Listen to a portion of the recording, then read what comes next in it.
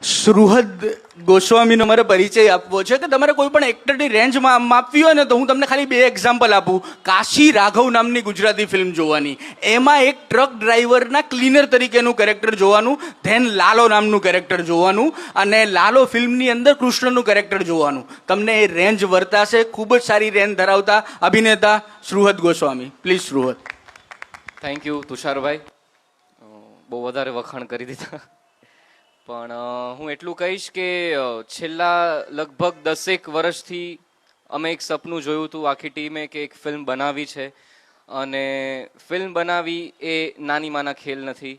અમે લોકોએ સતત મહેનત કરી છે 10 વર્ષ, અને અત્યારે જઈને છેલ્લા 2 વર્ષથી અમે આ ફિલ્મ પર લાગેલા હતા, અને 10 ઓક્ટોબરે ફિલ્મ રિલીઝ થઈ છે, અત્યારે થિયેટર્સમાં છે.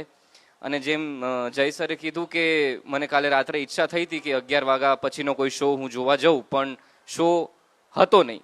એનું કારણ એ છે કે લોકો ફિલ્મ જોવા નથી જઈ રહ્યા. જેમ રીવાએ કીધું કે બધાની પ્રસ્તુતિ અલગ અલગ હોય છે. કોઈક પોતાનો ભાવ લખે છે, કોઈક એને પેઇન્ટ કરે છે. અમે લોકો એક્ટર્સ છીએ તો અમે એક્ટ કરીએ છીએ. તો અમે લોકો આખી એક ફિલ્મ બનાવી છે, જે ફિલ્મ તરીકે અમે એક ભાવ અમે પ્રસ્તુત કર્યો છે.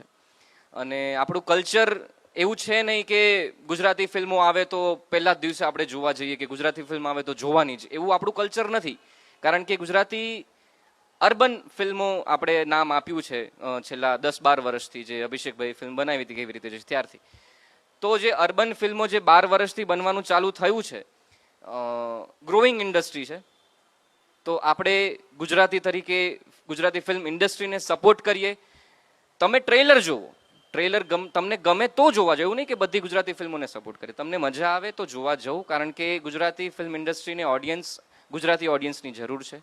અને અમારી ફિલ્મ લાલો ફિલ્મ ખરેખર સારી બની છે. હું એમ નથી કહેતો હું ફિલ્મનો પાર્ટ છું, પણ ફિલ્મ સાચે સારી બની છે. અમે લોકોએ બહુ જ મહેનત કરી છે. સુહૃદ